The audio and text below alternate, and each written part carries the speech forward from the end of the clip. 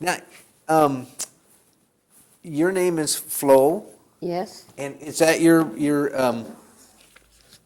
full No. name, or is that a nickname? Well, my parents did not give it to me. Oh, they didn't. No, I chose it myself. Oh, you did? Uh-huh. When you were very young, or?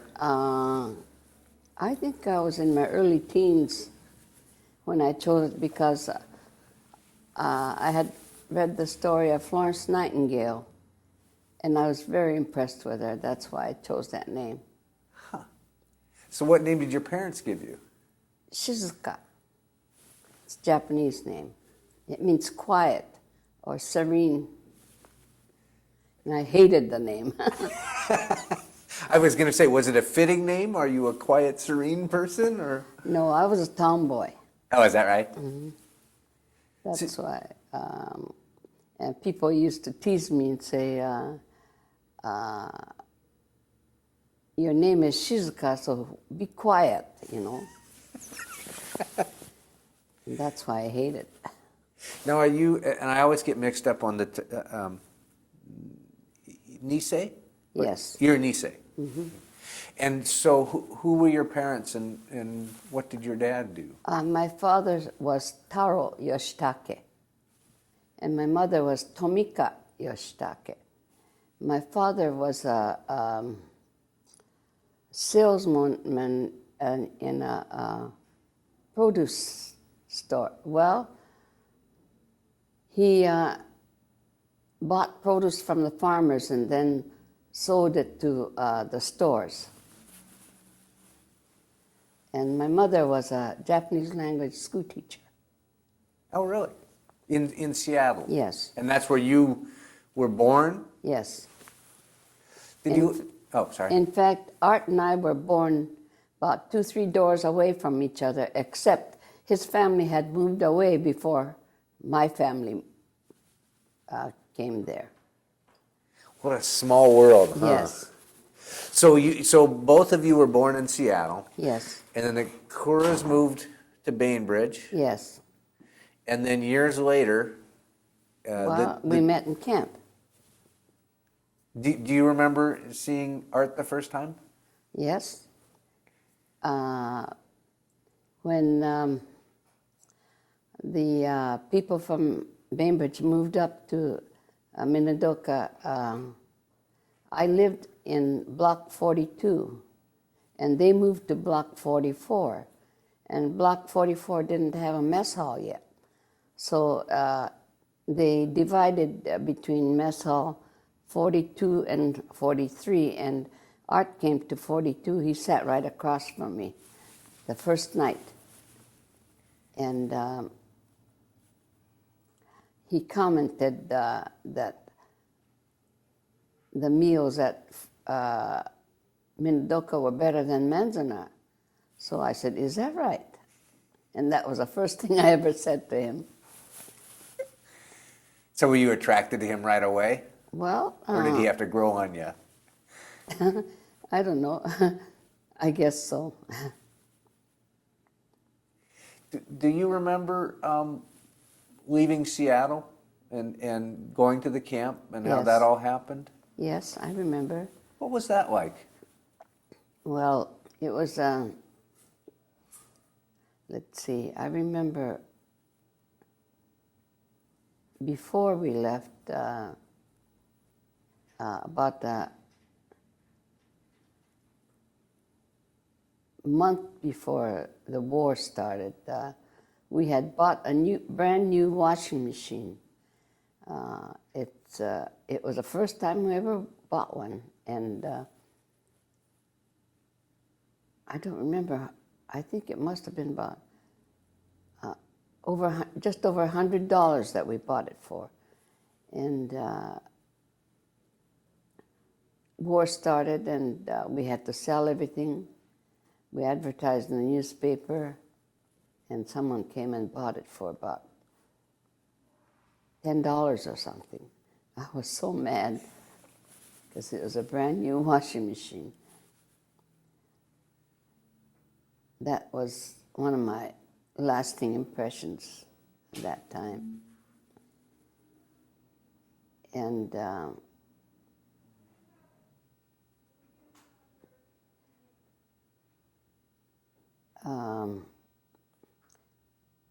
just before that, we used to have a nice dog in our backyard as a watchdog. And somebody poisoned him, and he died. And a couple nights after that, a burglar got into our house and robbed us. And that's another thing I remember from around that time. But after that, well, we went to, we were sent to Puyallup as a gathering place before we moved to Minidoka. We were in the fairgrounds, not the fairgrounds, but that used to be the parking lot, a kitty corner from the fairgrounds. That's where we were. Did they put you on buses and take you down there, or? Yes, they put us on buses. Do you remember where you were when you heard about Pearl Harbor? Yes, I was at a drugstore in Seattle on 12th Avenue. There used to be a drugstore there on just north of Yesler Way. There was a Japanese drugstore there, and we used to go there for sodas after church. And I had gotten out of church and gone over there with some friends when we heard about it. So did you grow up in a Japanese community? Yes. What was there? I mean, because here you are, you're a part of the society, and everything seems fine. And then Pearl Harbor happened. Did you see a change in people that you had interacted with? Yes, I saw a Chinese girl that used to be in my class.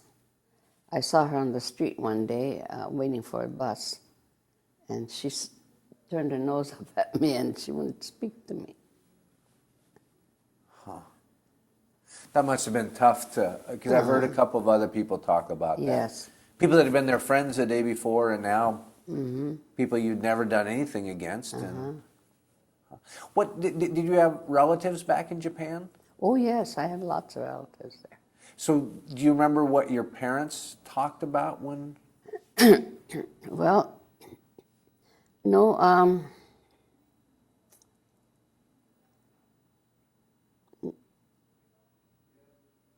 I don't remember too much about they're talking about the relatives in Japan. What was the camp like?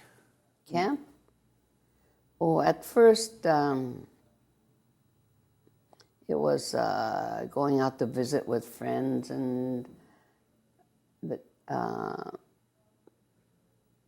I was out of school already, so I was out of high school already, so I visited with friends and did some needlework at home, and didn't do very much of anything in camp. And then in Puyallup anyway, and when I got to Idaho, I looked for work, and I worked in a business office down near the main gate. And I lived in 42, so I had to catch the truck at the corner of block 42 and 44 to go down to work. And then after a bit, my family was moved to block 44. So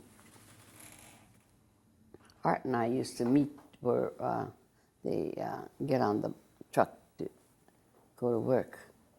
And he worked in the same area down in the offices where I worked. So this is, it's interesting because I've seen photographs, but you don't get a perspective really of how big it is. It's a big... It was a big place, So was your family all together? Yes, it was just my mom and dad and myself and my younger brother. My older brother had gone out to work somewhere. He was working on a farm somewhere. Outside of the camp? Yes. So you could, as time went by, you had opportunities to... Yes, as long as it wasn't on the West Coast, they could go out and work. It just seems pretty absurd, the whole concept of, well, if you're on the West Coast, and there was somewhere there was a line that was drawn, we'll Yes. take and intern people, and then, but if you're out there, then now you're there, you can go off and work somewhere, and it didn't make sense. No. In those days, I don't think there were very many Japanese people working in the central district of the United States, or in Chicago and in Iowa or Nebraska, any of those places. I don't think there were very many. What, now, getting married, what did your parents think about you getting married? Did Art have to come and ask for your hand, or what? No, the thing is, the Japanese style is to ask somebody to be a go-between. Well, before I met Art, somebody else asked if they could be a go-between and had asked somebody else. Oh no, somebody else had asked a go-between to ask for my hand, and I didn't know that person, and I heard about it, and I didn't want to go through with it. So, and I knew who that person was because I'd seen him before down where the offices were, and I knew who he was. So I was kind of bold. I went directly up to him and I said, I know there's talk about us getting engaged, but I said, I'm sorry, I don't have anything against you, but I don't want to go through with it. I told him that directly. And so he went and told his parents, and his parents told the go-betweens. And so my mom and dad were shocked that I went and did something like that. But that was the old style, I guess. And when Art and I decided to get married, well, his aunt and uncle acted as our go-betweens, and we were married in camp. So the aunt and the uncle would talk to the two sets of parents? Is that kind of? Yes, that's how it usually is. And do you remember what your parents thought about you getting married? And oh, they thought it was fine. even now, did you know that he had enlisted at this point, or was? Yes, I knew it. So there wasn't any discussion of, No. why don't you wait till after the war? No. And do you remember the ceremony? Yes. And so where did you have your wedding ceremony in? It was in the what they call the what did they call that? In a big building that was the recreation hall. They called it a recreation hall, and they put up seats there, and they had the reception at the mess hall.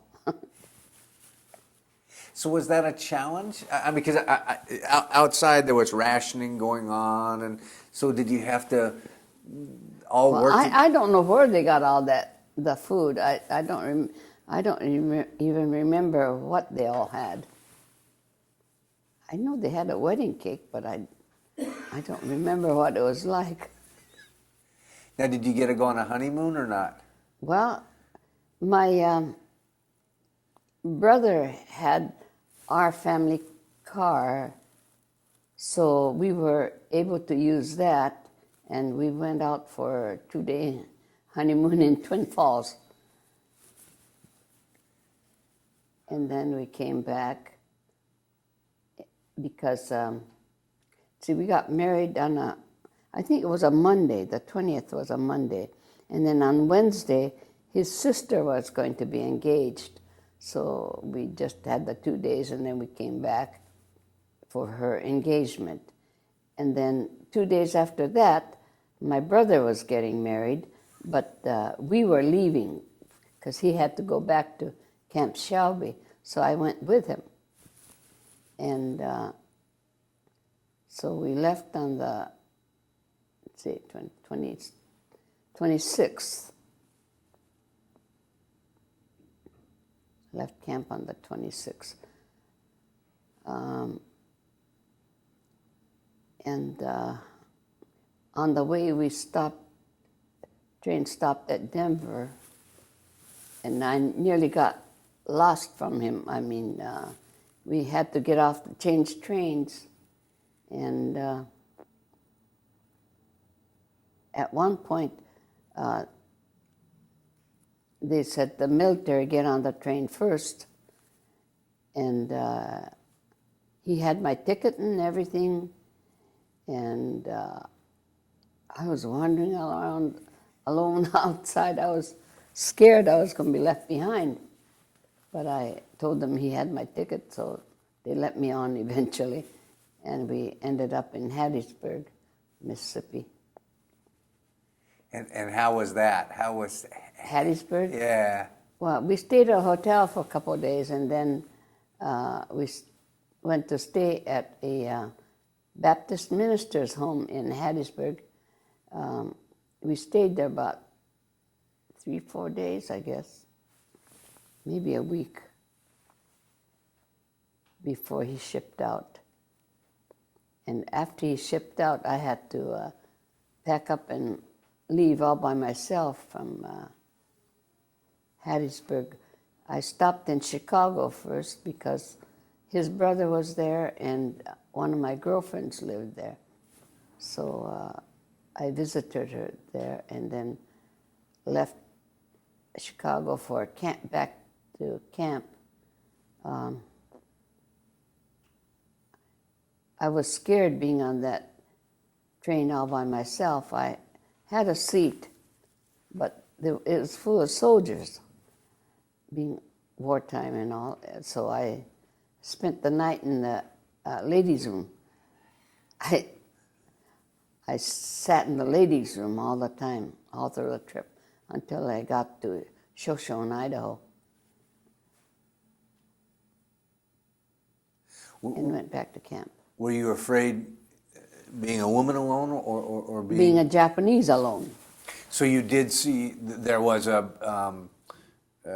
you saw some prejudice then? No, I didn't know if there would be prejudice or not, but just was scared anyway. Huh.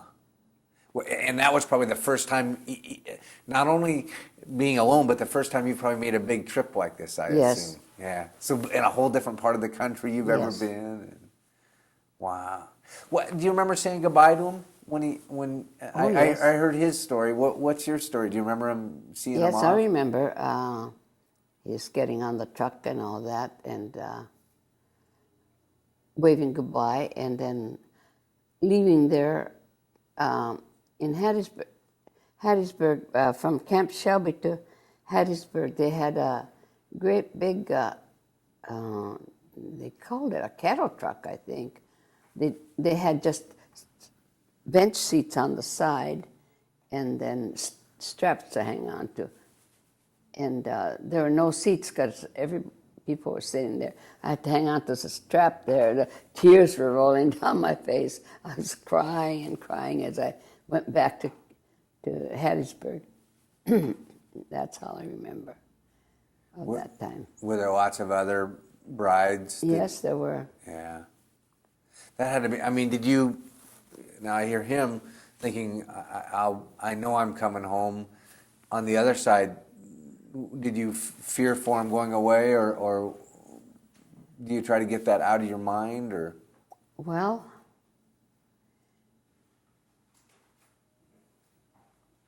I didn't think about it.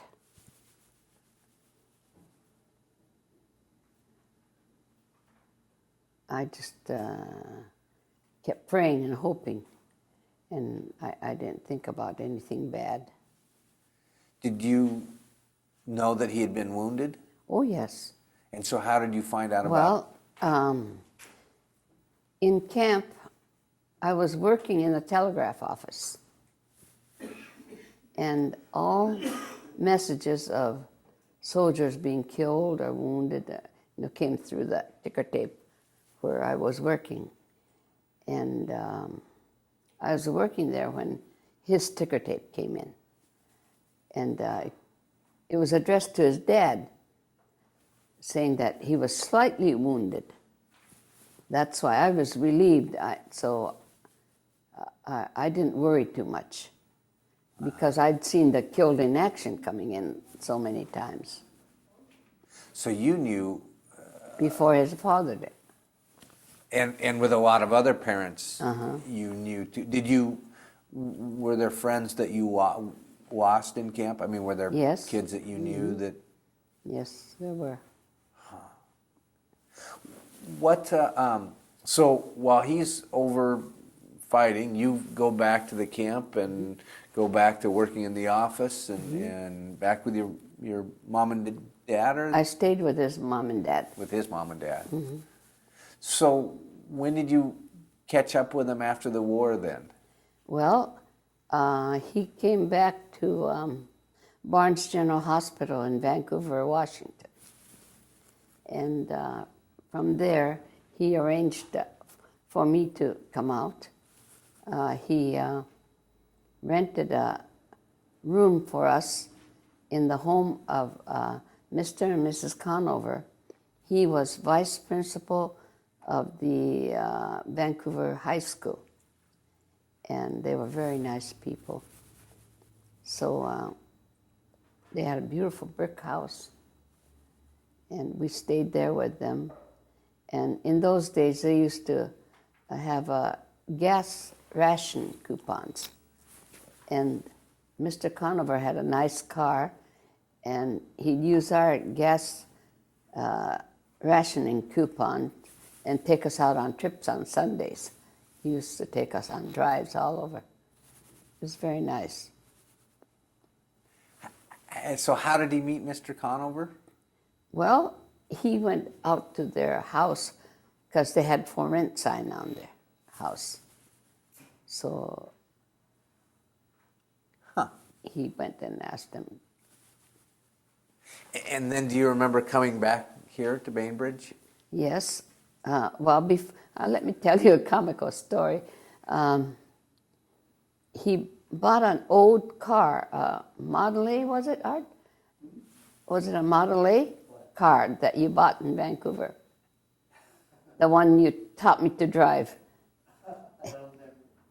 Anyway, it was an old car, and he was teaching me how to park, next to a parking meter.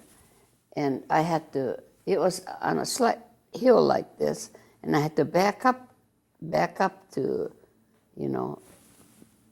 park it. When I was backing up, he says, my motor would die all the time, so he says, press on the gas. So I step on it. So I stepped on it, and I hit the parking meter, and parking meter started to lean like this. And there was a man watching, and he says, tell her you're supposed to park beside it, not on it. He said, it was so funny. So that was your first driving experience? Oh, wow. I was learning how to drive. And well, that was my first parking. And a stick shift too, so that was hard. But,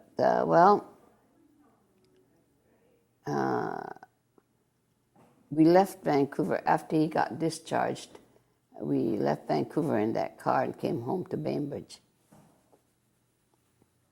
and back to the farm. Mm-hmm. Do you remember what Bainbridge was like then? I mean, Oh, yes. when the war was over, was it like everything got forgotten and forgiven, and or was there this rebuilding of community, or? Well, there was a rebuilding of community, I think, but it wasn't very bad because of the Woodwards. What he had in the review all the time.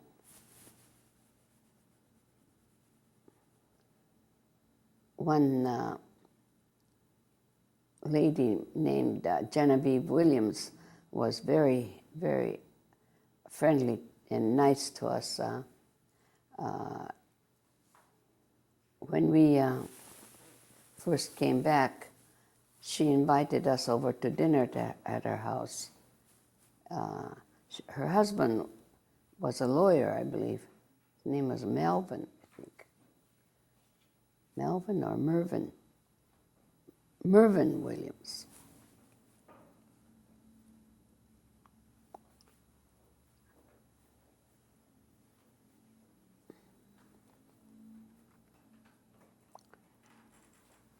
That's all I can remember about that period. So the Woodward was it Woodward that from the paper? Mm-hmm. So Woodward was a real activist. I mean, he worked in writing articles to. Yes, I think he did to make it easy for us to come back. Huh. What about your parents? What happened to your? My parents went back to Seattle, and my dad had a bout with tuberculosis, and he was at Furlan Sanitarium in Seattle for 2 or 3 years. Uh-huh. But he got well and came out again, and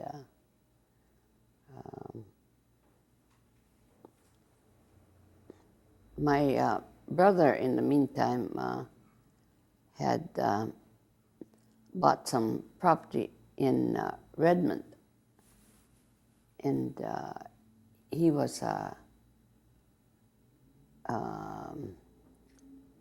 good at gardening, and he became, what do you call it?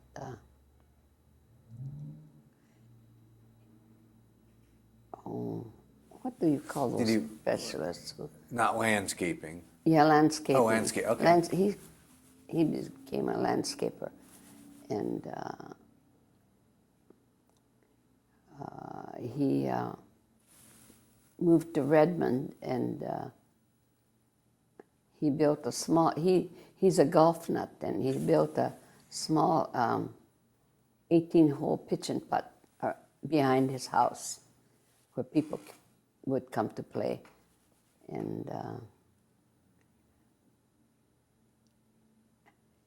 he sold that eventually and bought another house in Redmond, and sold that house to his son-in-law and daughter, and he moved to Marrowstone Island. He's there now. Huh. It's a beautiful place over there. So when your father got out of the sanitarium with the tuberculosis, did he go back to doing what he was doing prior to the war, or? No. Excuse me. He, let's see, he worked at Seattle University for a while as a cleaning up the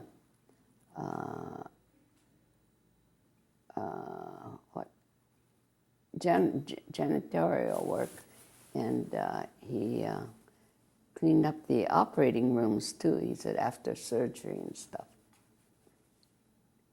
So the war really changed his life then. Mm-hmm. I mean, he had this business he'd built up, yes, and couldn't return to it. Mm-hmm. And my mother was working somewhere too. I forgot where she worked.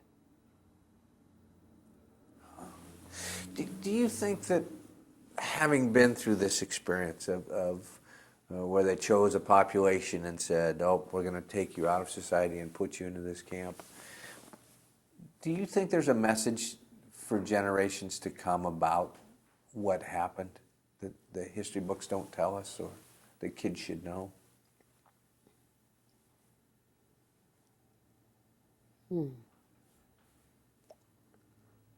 Well, people should never be evacuated like we were, pulled out of our homes just because of our race. That should never happen.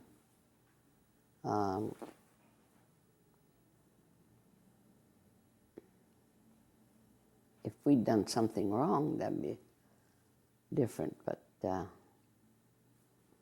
no, it should never happen.